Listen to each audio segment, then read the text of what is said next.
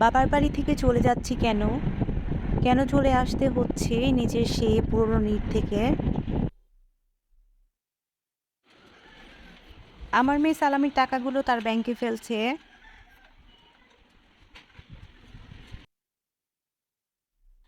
আজকে কার জন্মদিন ছিল? আমরা Happy কিভাবে birthday সেলিব্রেশন to you. করলাম? Happy birthday to you. Happy birthday to you.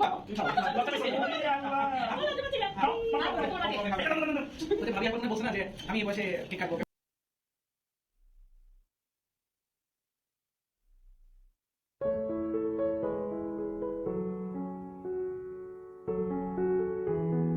Hello viewers, আসসালামু আলাইকুম। যে যেখান থেকে বসে আমার এই ভিডিও দেখছেন, আশা করছি সবাই সুস্থ আছেন এবং ভালো আছেন। আমরাও আলহামদুলিল্লাহ ভালো আছি। ঈদের ছুটি শেষ থেকে এখন টাঙ্গাইল চলে যাচ্ছি। বেশ অনেকদিন ময়মনসিংহে ছিলাম, বাবার বাড়ি শ্বশুর বাড়ি মিলিয়ে। আজকে শ্বশুর বাড়ি থেকে চলে যাচ্ছি, একদম টাঙ্গাইল চলে যাব। চলে যাওয়াটা আসলে অনেক বেশি মর্মান্তিক হয়ে যায়, তখন আসলে কিছু বলার থাকে না। এই তো চলে যাচ্ছি আমার সেই চিরচেনা এবং প্রিয় শহরটা থেকে। সংসার জীবনে আসলে আমরা অনেক ধরনের বাস্তবতার সম্মুখীন হই। মেয়েদের ক্ষেত্রে দেখা যায় যে মেয়েদের নিজের বাড়ি থাকে না, সবসময় একটা প্রবাদ আছে না, মেয়েদের শ্বশুর বাড়ি এবং বাবার বাড়ি থাকে, নিজের বাড়ি বলে কিছু হয় না। আমার কাছে জিনিসটা সবসময় তাই মনে হয়।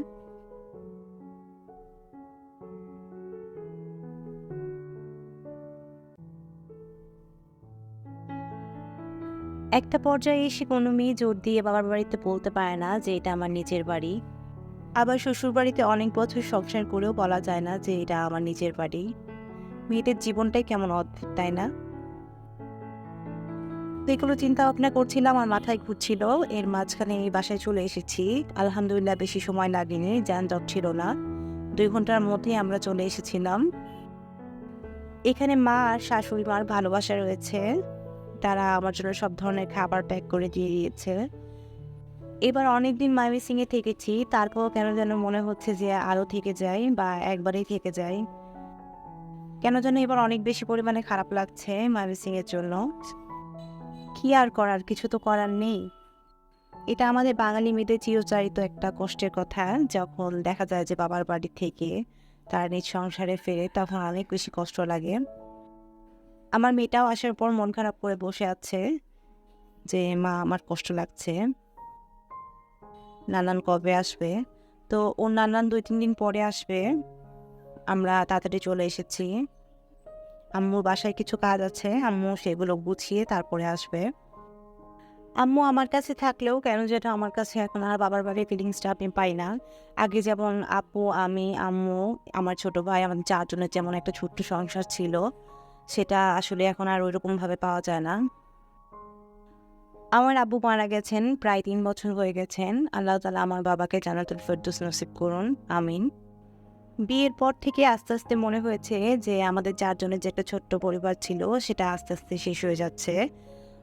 সেই জায়গায় আমার একটা নতুন পরিবার তৈরি হয়েছে। আর আব্বু মারা যাওয়ার পর এই জিনিসটা আরো বেশি পড়ে মাথার ভেতরে কাজ করেছে যে আমাদের যে পরিবারটা সেটা আর নেই। এই জিনিসগুলো আমাকে খুব বেশি পরিমাণে কষ্ট দিত। আমি একটা মানসিক যন্ত্রণার ভেতর থাকতাম। তো আলহামদুলিল্লাহ আল্লাহ তাআলা এখন সবকিছু সহনীয় পর্যায়ে নিয়ে এসেছেন। আল্লাহর কাছে অনেক অনেক শুকরিয়া যে আমরা যে একটা সিচুয়েশনের ভিতরে ছিলাম সেটা কাটিয়ে উঠতে পেরেছি। তারপরও বাবার বাড়িতে গেলে কোথায় যেন একটা সুখ কষ্ট থেকেই থাকে। আব্বুর পুরোনো জিনিসগুলো যখন দেখি তখন আরো বেশি পরিমাণে কষ্ট লাগে। এই তো এইভাবেই হয়তোবা দিন চলে যাবে। প্রিয় মানুষজন চলে গেলে প্রথমে হয়তোবা মনে হয় যে জীবনটা একদম শূন্য হয়ে গেছে, ফাঁকা হয়ে গেছে। কিন্তু একটা সময় চলে গেলে আল্লাহ তাআলা সবকিছুই ভুলিয়ে দেন এবং মানুষকে একটা সহনীয় পর্যায়ে নিয়ে আসেন। আব্বুকে হারিয়ে আমাদেরও মনে হয়েছিল যে আমরা আর জীবনে চলতেই পারবো না, জীবনটা একদম থেমে গেছে, মনে হয় কোথায় যেন থমকে দাঁড়িয়ে আছে। কিন্তু না, একটা সময় আল্লাহ তাআলা সকল সুখ ভুলিয়ে দেন এবং আম্মু আর আমি পরবর্তীতে এই সুখটা কাটিয়ে উঠতে পেরেছি। এটার জন্য আল্লাহর কাছে লাখ লাখ শুকরিয়া। আজকে আপনাদের সাথে অনেক মনের কথা শেয়ার করে ফেললাম। যেহেতু বাবার বাড়ি থেকে এসেছি, তাই বাবার বাড়ির কথাগুলো বেশি মনে পড়ছিল, তাই আপনাদের সাথেও আজকে শেয়ার করলাম। আজকে আর রান্নাবান্না বেশি তেমন কিছু করিনি। দুপুরের জন্য একটু ভাত রান্না করেছি, ডিম ভাজি করেছি। আর সেই সাথে আমার শাশুড়ি মা একটু ঢেঁড়স ভাজি করে দিয়েছিলেন, তো ওই ঢেঁড়স ভাজিটা আছে, এটা দিয়ে আজকে দুপুরে খেয়ে নিব। আর সেই সাথে আমার বড় চা আমাকে একটু শুটকি রান্না করে দিয়েছিলেন, ওই শুটকিটাও আজকে দুপুরে খাবো। আমার চ্যানেলটা আপনাদের কাছে কেমন লাগে আমাকে কমেন্ট করে জানাতে পারেন। আর সেই সাথে আজকের ভিডিওটা কেমন লাগলো সেটাও কমেন্টের মাধ্যমে জানাতে পারেন। আমার মতো হয়তোবা অনেক আপুরাই আছেন যারা বিয়ের অনেক বছর পরে বাবার বাড়িতে ঈদ করার মতো সৌভাগ্য হয়েছে। আল্লাহ তাআলার কাছে শুকরিয়া। আমার আজকের ভিডিওটা যদি ভালো লেগে থাকে তাহলে অবশ্যই আমাকে কমেন্টের মাধ্যমে জানাবেন। আর সেই পুরনো কথাটি আবারও বলছি, প্লিজ আমার চ্যানেলটিকে সাবস্ক্রাইব করবেন। আর ভিডিওটি ভালো লাগলে অবশ্যই লাইক কমেন্ট করে জানাবেন। দুপুরের খাবার রেডি করে ফেলেছি, আমি আর আমার মেয়ে খেয়ে নিব। আমার হাজব্যান্ড অফিস থেকে আসলেন উনি খাবেন। এখন সন্ধ্যা হয়ে গেছে, মাগরিবের আজান দিচ্ছে। বাহিরে অনেক গরম, তাপদাহ চলছে, কিন্তু মাগরিবের পর আলহামদুলিল্লাহ চারপাশে একটু ঠান্ডা হয়ে যায় এবং ওই সময়টা খুব ভালোভাবে কাটানো যায়। আমি তাই সারাদিন ওয়েট করে থাকি যে কখন সন্ধ্যা হবে, তারপর আস্তে আস্তে চারপাশে প্রকৃতি একটু ঠান্ডা হবে, ঘর বাড়ি ঠান্ডা লাগবে। সন্ধ্যার পর মেয়েকে নিয়ে বসেছি হোমওয়ার্ক করানোর জন্য। ওর লেখার অবস্থা খুবই খারাপ হয়ে গেছে, কয়েকদিন প্র্যাকটিস করেনি, তো আজকে একটু লেখাতে বসেছিলাম। সন্ধ্যার জন্য একটু পুডিং বানিয়ে নিয়েছিলাম, মেয়েকে খাইয়ে দিচ্ছি। এই গরমের সময়গুলোতে ঠান্ডা ডেজার্টগুলো খেতে বেশি ভালো লাগে। পুডিং বানিয়ে ফ্রিজে রেখে দিয়েছিলাম, তো এখন ঠান্ডা হয়ে গেছে, ওটাই মেয়েকে দিচ্ছি। সে এখন মাশাআল্লাহ নিজে নিজে খাওয়ার অনেকটা চেষ্টা করে, অনেকগুলো খাবার আমি তার হাতে দিই, সে খায়। শুধু ভাতটা এখনও দিই না। আম পাতা, জোড়া জোড়া, মারবো চাবো, চড়বো ঘোড়া, ওরে বুবু, সরে দাঁড়া, আসছে আমার পাগলা ঘোড়া, পাগলা ঘোড়া খেপেছে, পাগলা ঘোড়া কেটেছি টকবগিয়ে ছুটেছে। ছুটেছি। পরের দিন সকালের ভিডিও আপনাদের সাথে কন্টিনিউ করছি। আজকে আমার জন্মদিন, তো ওইভাবে কোনো ধরনের প্ল্যানিং নেই, তারপরও রাতে একটু বাইরে বের হব ডিনার করার জন্য। আর এখানে আমার মেয়ে বসে আছে তার সালামির টাকাগুলো তার ব্যাংকে ফেলার জন্য, সে অনেক এক্সাইটেড বিষয়গুলো নিয়ে। ছোটোবেলায় আমরাও অনেক বেশি এক্সাইটেড ছিলাম, সালামির টাকা কতগুলো সেটা বারবার গুনে গুনে রাখতাম, তারপর ব্যাংকে ফেলে দিতাম। তো আমি এখানে ওকে টাকাগুলো ভাঁজ করে দিচ্ছি আর ও সালামির টাকাগুলো ভরছে। সবগুলো টাকা একবারে দিইনি, কয়েকটা দিয়েছি, এই কয়টা আজকে ভরুক, পরে আরেকদিন তাকে দিব যে তোমার আরও টাকা রয়েছে।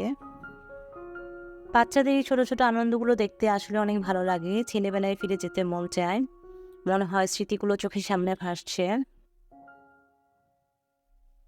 এখানে একটু মাছ রান্না করে নিচ্ছি, ফ্রিজে মাছ ছিল রুই মাছ, তো ওইটা একটু কুমড়া দিয়ে রান্না করব, চাল কুমড়া দিয়ে। অল্প করেই রান্না করছি, যেহেতু রাতে ডিনারটা বাইরে করব, তাই ওইভাবে পরিমাণ করে রান্না করব। আর এখানে আমার শাশুড়ি একটু নুডলস রান্না করে দিয়েছিলেন, ওটা একটু গরম করে রাখছি বিকালে নাস্তা করার জন্য। এই তো এখানে আমার রুই মাছের তরকারিটা প্রায় হয়ে গিয়েছে, চুলা থেকে নামিয়ে নিব। আজকে আর দুপুরে খাওয়ার জন্য অন্য কোনো কিছু রান্না করব না, এটা দিয়ে আমাদের তিনজনের হয়ে যাবে। সন্ধ্যার পর বের হয়েছি, তো আমার হাজব্যান্ড একটা কেক শপে এসেছে, ও বললো যে একটা কেক নিয়ে যায়। তো এর মাঝখানে হচ্ছে ওর অফিসের একজন কলিগ ভাইয়া, উনি আবার আমাদেরকে রেস্টুরেন্টে দাওয়াত দিয়েছেন খাওয়ার জন্য। কী উপলক্ষে দিয়েছেন আমি জানি না, ওখানে গেলেই আসলে বুঝতে পারবো। ভাইয়া আজকে দুপুরে আমার হাজব্যান্ডকে ফোন দিয়ে ইনভাইট করেছে, তো একই রেস্টুরেন্টে আমাদেরও যাওয়ার কথা আছে। তো আমরাও চিন্তা করেছিলাম যে ওখানে ডিনার করবো, যেহেতু টাঙ্গাইল অনেক ছোট শহর, তো দেখা যায় যে রেস্টুরেন্ট ভালোর মধ্যে ওই একটাই রয়েছে, তো ঘুরে ফিরে সবাই আসলে এখানেই যায়। এই তো আমরা সবাই চলে এসেছি, এখানে আড্ডা খাওয়া দাওয়া হচ্ছে। তারপর জানতে পারলাম যে ভাইয়ারা নতুন একটা এসি কিনেছেন এবং সেই সাথে একটা মোটরসাইকেল কিনেছেন, আলহামদুলিল্লাহ অনেক খুশির একটা খবর, তাই এই উপলক্ষে আমাদেরকে ট্রিট দিচ্ছেন। এখানে আমি কেক নিয়ে এসেছিলাম, তো ডিনার করার পর আমরা সবাই কেক কেটে তারপর কেক খাচ্ছি। তো সামনে আসলে কেক কাটাটা খুবই লজ্জাজনক, আমার খুব শাই ফিল হচ্ছিল। যাই হোক, হ্যাপি বার্থডে টু ইউ বলে না কেন কে আলহামদুলিল্লাহ আজকের দিনটা মোটামুটি ভালোই কেটেছে। কালকে আসার পর যতটুকু খারাপ লেগেছিল বাসার জন্য, এখন সেটা অনেকটাই কমে গিয়েছে। আসলে এইভাবে জীবনটা চলে যায়। দেখা যায় যে যখন আপনি পরিবারের থেকে দূরে থাকবেন বা ফ্যামিলি মেম্বারদের থেকে দূরে থাকবেন, তখন অনেক সময় দেখা যাবে যে আপনার আশেপাশে পাড়ার প্রতিবেশী বা আপনার কলিগ সার্কেল, ওনাদের সাথে থাকলেও আপনার মনটা অনেকটাই ভালো হয়ে যাবে। আমাদের সবার জন্য দোয়া করবেন, আল্লাহ তাআলা যেন আমাদের সকলের চলার পথটা অনেক মসৃণ করে দেন এবং সেই সাথে সকল কিছু থেকে ধৈর্য দান করার মতো তৌফিক দান করেন। আমিন। আশা করছি আপনারা সবাই ভালো থাকবেন এবং সুস্থ থাকবেন। এরপর আপনাদের সাথে দেখা হবে নেক্সট কোনো ব্লগে। সেই পর্যন্ত সবাই ভালো থাকুন এবং সুস্থ থাকুন। আজকের মতো এখানেই বিদায় নিচ্ছি। ভিডিওটা কেমন লাগলো সবাই কমেন্টের মাধ্যমে জানাবেন। আল্লাহ হাফিজ। আসসালামু আলাইকুম। তো ওইটা রিপেয়ার করা থাকে, হ্যাঁ, আমার